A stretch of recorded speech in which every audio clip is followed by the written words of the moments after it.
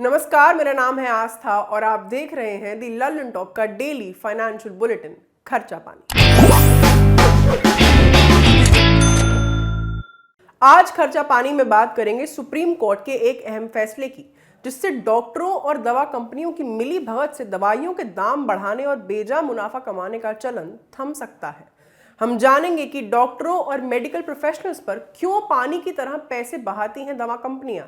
इस landmark judgement ने कैसे फार्मा इंडस्ट्री के गलत तौर तरीकों और मुनाफाखोरी की नकेल कसती है। साथ ही एक्सपर्ट्स की मदद से पड़ताल करेंगे कि इस फैसले का हमारे आपके मेडिकल खर्चों से क्या सरोकार है और फार्मा इंडस्ट्री व डॉक्टरों के संबंधों पर इसका क्या असर होगा। लेकिन सबसे पहले नजर डालते हैं कुछ आर्थिक सुर्खियों। पहली सुर्खी सरकारी कर्मचारियों को सुख देने वाली है। पुरानी पेंशन योजना लागू करने की मांग देश भर में होती रही है। आज राजस्थान सरकार ने पुरानी पेंशन व्यवस्था बहाल करने की घोषणा कर दी। मुख्यमंत्री अशोक गहलोत ने राज्य का बजट पेश करते हुए ऐलान किया कि 1 जनवरी 2004 और उसके बाद नियुक्त हुए सभी कर्मचारियों को अगले वित्त वर्ष से पुरानी पेंशन योजना का लाभ मिलेगा।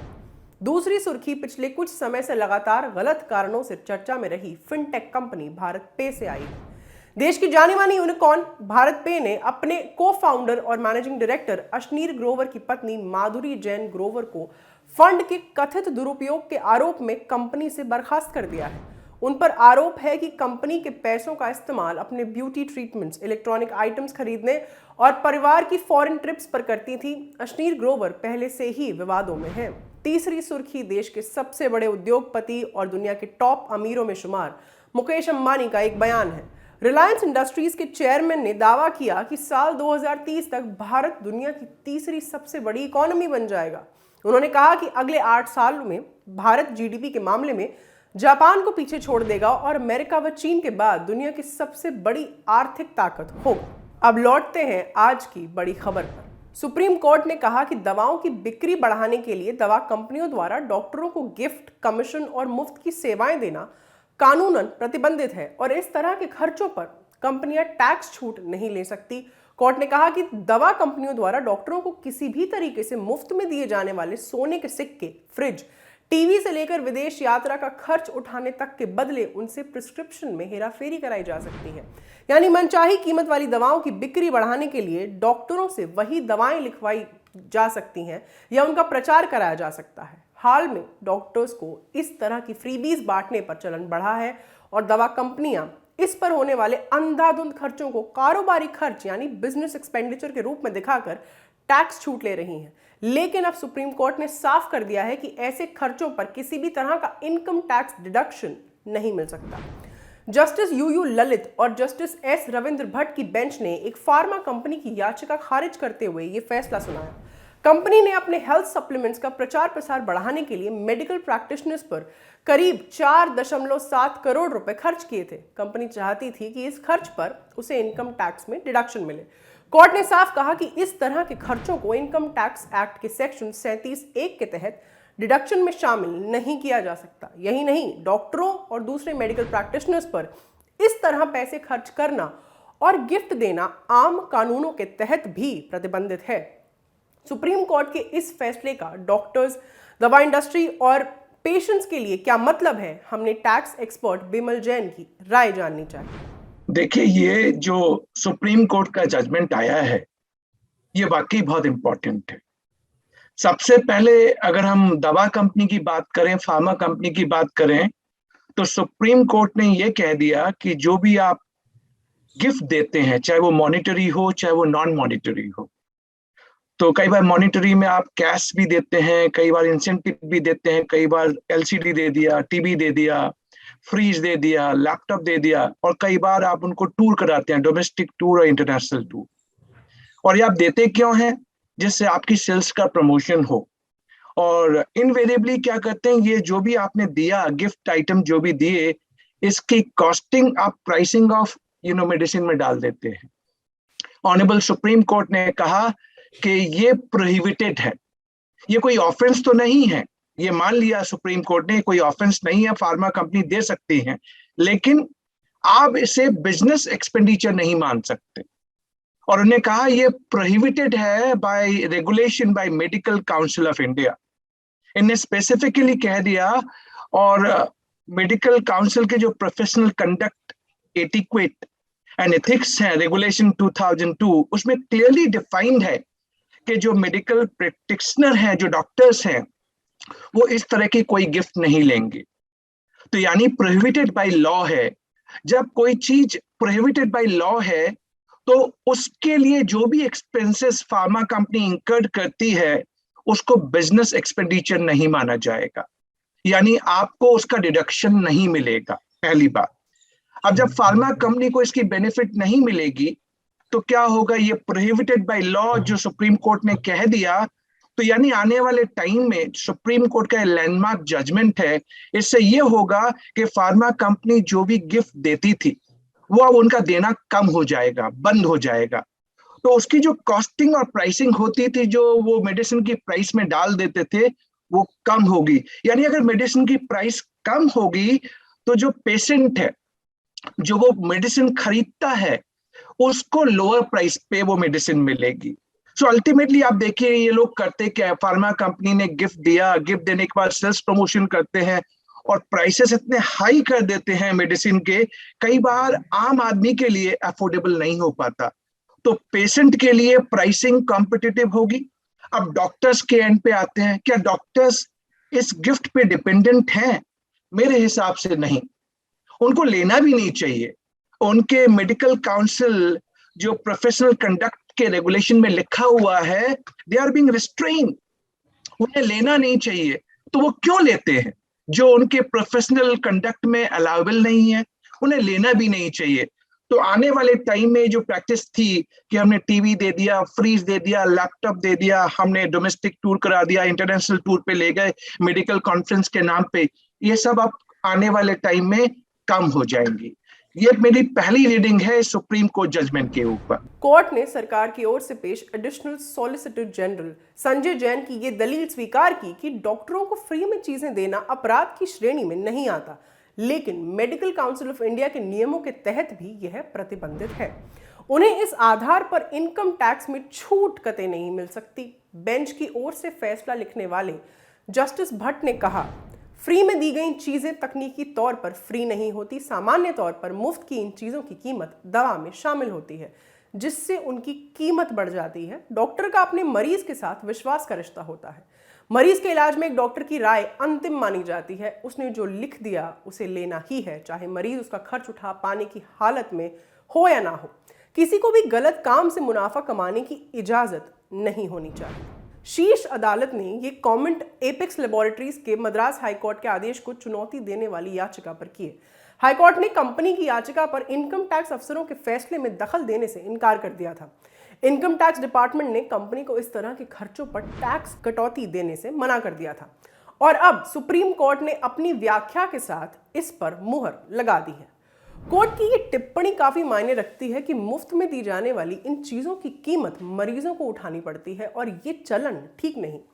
हमने एक्सपर्ट से जानने की कोशिश की कि इस फैसले से दवाओं की कीमतों में होने वाले कृत्रिम इजाफे को रोकने में कितनी मदद मिलेगी और क्या इससे मेडिकल प्राइसिंग में चल रही अनियमितताएं यानी इरेगुलरिटीज रुकेंगी। ये बहुत अच्छी बात है कि देखिए जो फैसला आया है, लैंडमार्क जजमेंट है। जब उन्होंने कह दिया कि ये जो गिफ्ट आप दे रहे हैं और गिफ्ट की जो भी प्राइसिंग कॉस्टिंग होती है वो ओवरऑल प्राइसिंग ऑफ मेडिसिन में आप ऐड कर देते हैं, अल्टीमेटली बॉन्ड कौन करता है? बेचारा पेशेंट, पुअर पेशेंट, उसे प्राइसिंग बियर करनी पड़ती है। तो सुप्रीम कोर्ट का जजमेंट बहुत क्लैरिटी के साथ कहता है कि मेडिकल प्रैक्टिशनर्स ऐसी कोई गिफ्ट ना लें। ये उनके प्रोफेशनल मेडिकल काउंसिल का जो प्रोफेशनल कंडक्ट, एटिक्वेट, एथिक्स के अंदर रेगुलेशन इसमें कहा गया है। तो उससे ये फायदा होने वाला है कि ये जो गिफ्ट जो देते थे, जिससे सेल्स प्रमोशन की बात होती थी, कम हो जाएगी और पेशेंट के लिए प्राइसिंग, जो ये फ्री गिफ्ट की कॉस्टिंग प्राइसिंग मेडिसिन में ऐड हो जाती थी, वो अब हट जाएगी। तो हम सबको फायदा होने वाला है इस चीज का। और दूसरी बात इसमें इंपॉर्टेंट ये है कि जो कंपनियां, फार्मा कंपनी थी, वो क्या करती थी, ऐसे खर्चे करती थी और उन्हें बिजनेस एक्सपेंडिचर मानती थी, बिजनेस एक्सपेंडिचर मान के उनका डिडक्शन लेती थी। तो अब ये क्लैरिटी हो गई सुप्रीम कोर्ट जजमेंट के साथ कि इन खर्चों को बिजनेस एक्सपेंडिचर नहीं माना जाएगा। इनको फार्मा कंपनी इनकम के साथ ऐड कर दिया जाएगा। यानी अगर उनने ऐसे एक्सपेंसेस इंकर्ड किए जो प्रोहिबिटेड हैं, तो यानी अब उनको इन सारे एक्सपेंसेस के ऊपर इनकम टैक्स भी देना पड़ेगा, क्योंकि आपको डिडक्शन नहीं मिलेगा। ये बिजनेस एक्सपेंडिचर है ही नहीं under section 37 subsection 1 of income tax act 1961। तो अल्टीमेटली जो ये प्रैक्टिस ओवरऑल चलती थी, ये अब कम हो जाएगी। हम अपने व्यूअर्स को ये भी बताते चलें कि जिस बिजनेस एक्सपेंडिचर या कारोबारी खर्च के नाम पर ये पैसे लुटाए जाते हैं, असल में वो है क्या। मोटे तौर पर आप समझिए कि जैसे हम या आप, कोई भी नौकरी पेशा आदमी इनकम टैक्स रिटर्न भरते समय कुछ खास तरह के खर्चों जैसे घर का किराया, बच्चों की पढ़ाई, इलाज पर खर्च और दूसरे कई तरह के निवेश पर टैक्स कटौती क्लेम करते हैं। इनकम टैक्स में इसी तरह की कुछ खास टैक्स कटौतियां कारोबारियों और कंपनीज को मिलती हैं। इनकम टैक्स एक्ट के सेक्शन 37 के तहत ये छूट दी गई है कि ऐसा कोई भी खर्च जो पूंजीगत खर्च नहीं है और जिसका मकसद बिजनेस बढ़ाना या प्रोफेशन को चलाना है, उस पर टैक्स डिडक्शन क्लेम किया जा सकता है। फार्मा कंपनियां भी इसी को हथियार बनाकर डॉक्टर्स और दूसरे मेडिकल प्रोफेशनल्स पर पैसे लुटाती रही हैं और उनकी मदद से हमारी आपकी जेब काटती रही हैं। खैर, हम आपको टैक्स की बारीकियों में नहीं ले जाएंगे, जैसे कि फ्रीबीज का चलन दूसरी इंडस्ट्रीज और प्रोफेशंस में भी है। कंपनियां अपने उत्पादों के प्रचार प्रसार के लिए डिस्ट्रीब्यूटर्स और सेल्समैन से लेकर ग्राहकों तक को तमाम तरह के उपहार, छूट और मुफ्त की चीजें देती हैं। क्या इस फैसले का असर दूसरी इंडस्ट्रीज, उत्पाद और सेवाओं पर भी पड़ेगा? हमने एक्सपर्ट से जानने की कोशिश की कि इस फैसले का दूसरे उत्पादों या सेवाओं में दिए जाने वाले डिस्काउंट्स या प्रमोशनल फ्रीबीज पर क्या असर होगा। जानते हैं उन्होंने क्या कहा। आज आप कोई भी इंडस्ट्री उठा लीजिए, मैं सबसे पहले आप इस पर्टिकुलर लैंडमार्क जजमेंट की बात इसलिए भी कर रहा हूं। देखिए, as a consumer, as a patient, हम सब क्या चाहते हैं कि हमारे मेडिसिन की प्राइस अफोर्डेबल होनी चाहिए ना।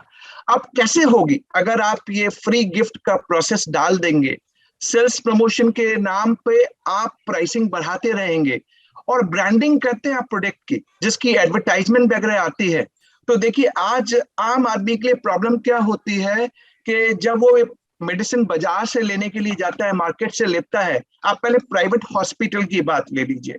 प्राइवेट हॉस्पिटल में आपको एमआरपी के ऊपर प्रोडक्ट मिलता है, एमआरपी के ऊपर ये मेडिसिन मिलती है।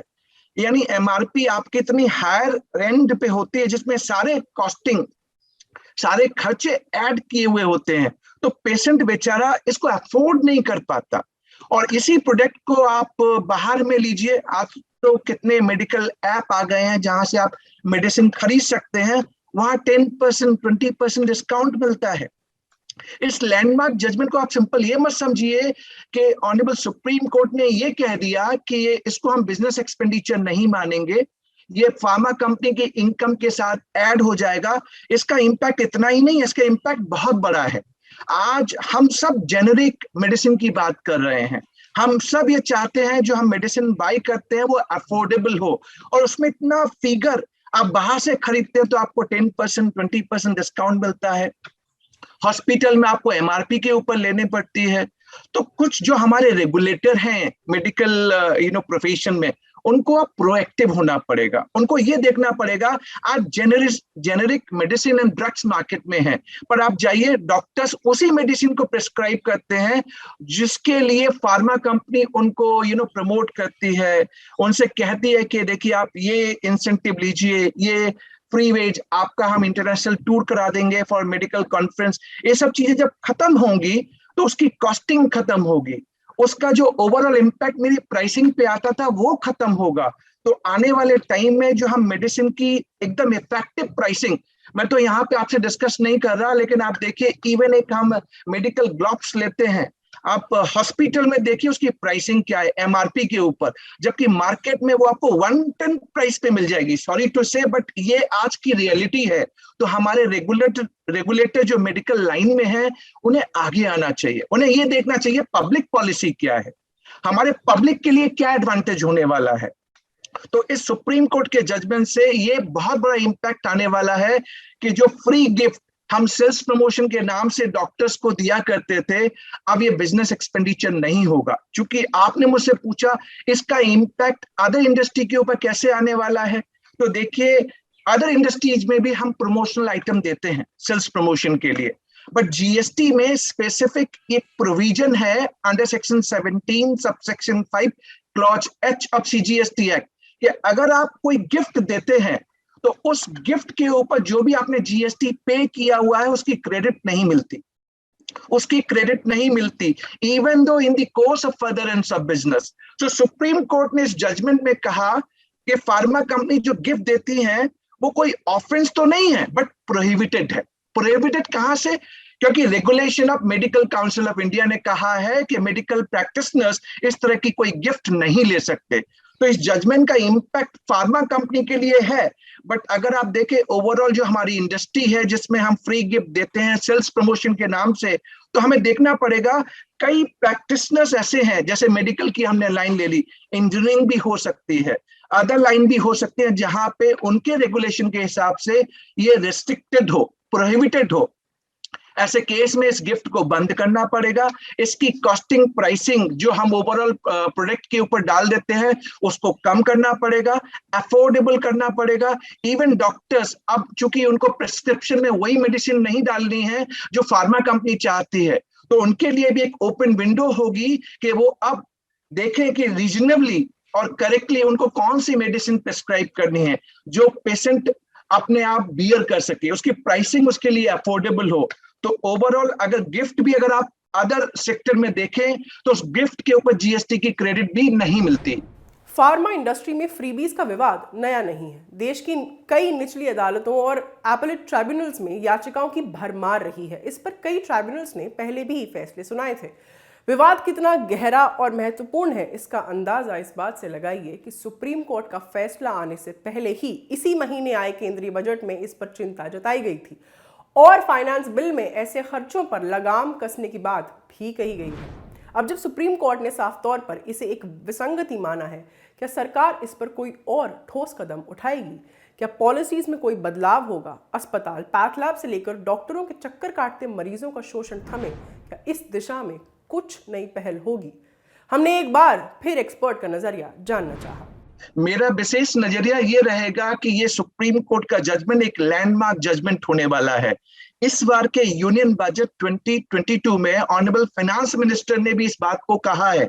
मैं सभी व्यूअर्स से ये कहना चाहूंगा, उन्होंने कहा कि फार्मा कंपनी इसी बात को डिबेट करती थी कि ये जो हम देते हैं कोई भी फ्री गिफ्ट की जो हम बात कर रहे हैं, फ्री गिफ्ट नहीं है। हम तो डॉक्टर्स को domestic tour, international tour, medical conference के नाम पे कराते हैं, लैपटॉप देते हैं। तो सुप्रीम कोर्ट ने कहा कि आप चाहे जो भी कराते हैं, सबसे पहले एक सर्कुलर था इनकम टैक्स के अंदर जो 1 अगस्त 2012 को आया था, और ये मैटर डिस्प्यूट बहुत सारे जजमेंट हैं जिसमें ये डिबेटेड हुआ कि क्या होगा, इसको बिजनेस से रिलेटेड माना जाए या ना माना जाए। तो सुप्रीम कोर्ट ने क्लियरली कह दिया कि ठीक है, जो आप एक गिफ्ट देते हैं सबसे पहले आपको समझना पड़ेगा कि हम इसको ऑफेंस नहीं मानते, हम इसको नहीं कह रहे कि ऑफेंस है, लेकिन चूंकि ये प्रोहिबिटेड है इसलिए आप इसको नहीं दे सकते, और प्रोहिबिटेड है इसलिए हम इसको बिजनेस एक्सपेंडिचर नहीं मानेंगे। जब नहीं मानेंगे तो आपको डिडक्शन नहीं मिलेगा, डिडक्शन नहीं मिलेगा तो आपको उसके ऊपर इनकम टैक्स देना पड़ेगा। बट एज ए पेशेंट मुझे क्या फायदा हो रहा है? फिर मैं रिपीट कर रहा हूं, इस तरह की प्रैक्टिस अगर कम होंगी तो सबसे पहले मेरी प्राइसिंग ऑफ मेडिसिन कम होगी। सेकंड, जो हम एमआरपी के ऊपर आपने देखा होगा प्राइवेट हॉस्पिटल हैं और उनकी कॉस्टिंग और प्राइसिंग अगर आप देखें, मैं चाहूंगा इस जजमेंट के जरिए जो मेडिकल रेगुलेटर है वो थोड़ा प्रोएक्टिव हो, वो ये देखे जो पेशेंट, जो कंज्यूमर है, उसको जिस प्राइस पे मेडिसिन मिलती है, ड्रग्स मिलती है, उसकी वायबिलिटी क्या है, उसकी कॉस्टिंग कैसे अराइव की जाती है। जो हॉस्पिटल में आप एमआरपी पे ले रहे हैं वो बाजार में 30% डिस्काउंट, 20% डिस्काउंट, मेडिकल ऐप आ गए हैं जो 20% डिस्काउंट पे देते हैं। वो इसका मतलब ये है कि इनकी प्राइसिंग में बहुत सारा मार्जिन ऐसा है जो वो मैनेज कर सकते हैं, जो वो कम कर सकते हैं प्राइसिंग के अंदर। क्यों नहीं करते? करना चाहिए, पेशेंट के लिए करना। ये हमारी पब्लिक पॉलिसी है कि हम अफोर्डेबल हेल्थ केयर प्रोवाइड कराएं। आज हमारी मास पॉपुलेशन अर्बन एरियाज के अलावा रूरल एरियाज में रहती है, वो इतनी प्राइसिंग बियर नहीं कर सकते। प्राइवेट हॉस्पिटल में आप इतना लंबा बिल एमआरपी के ऊपर बना देते हैं, उनकी अकाउंटेबिलिटी एंड रिस्पॉन्सिबिलिटी भी फिक्स होनी चाहिए। जस्ट हम डॉक्टर्स को ये सारी चीजें देते हैं और डॉक्टर्स के लिए प्रोहिबिटेड है, तो डॉक्टर्स की भी जिम्मेदारी है कि वो ऐसी गिफ्ट लेते क्यों हैं जब प्रोहिबिटेड है। जब कहा गया है मेडिकल काउंसिल के professional conduct etiquette and ethics regulation में कि आपके लिए प्रोहिबिटेड है, रिस्ट्रिक्टेड है, तो आप लेते क्यों हैं? आपको खुद मना करना चाहिए। और इस तरीके से हमारी एक अच्छी practice, good policy, public policy develop होगी। जो union budget honourable finance minister ने दिया था, उन्होंने कहा था कि जो सर्कुलर हमने इशू किया है कि इसको बिजनेस एक्सपेंडिचर नहीं माना जाएगा, हम फर्म हैं।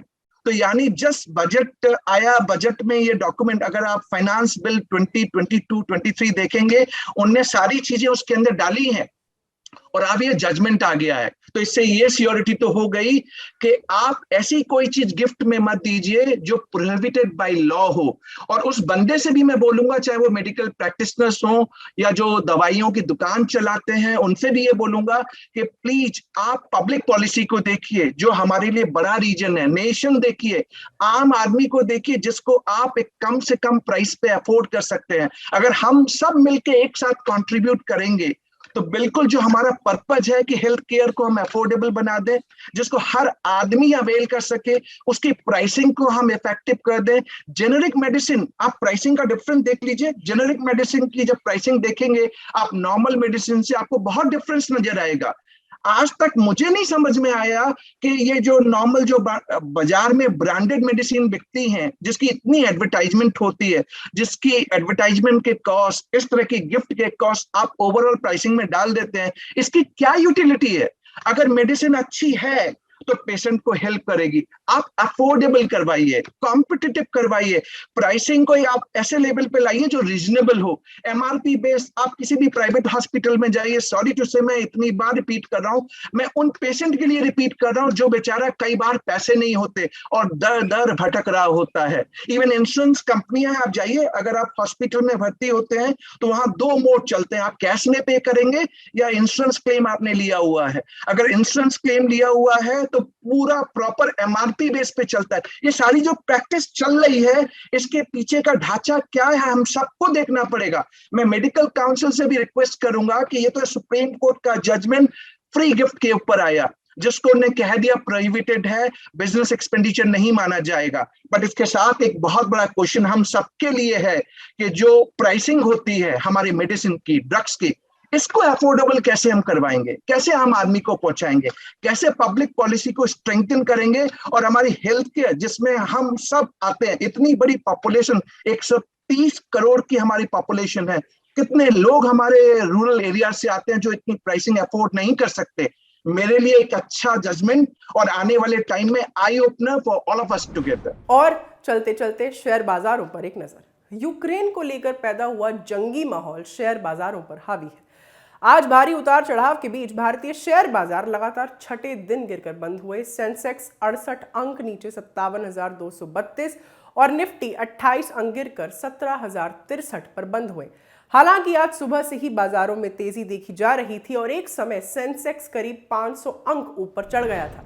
आज के कारोबार में ऑटो, कैपिटल गुड्स शेयरों में ज्यादा गिरावट दिखी, वहीं दूसरी तरफ mid cap, small cap share बढ़त पर बंद हुए। जानकारों का कहना है कि जब तक यूक्रेन को लेकर दुनिया में कूटनीतिक स्थिरता नहीं आ जाती, बाजारों पर दबाव बना रहेगा। कल अमेरिकी बाजारों में भारी गिरावट देखने को मिली। डाउ जोन्स इंडस्ट्रियल एवरेज करीब 600 अंक तक फिसल गया था।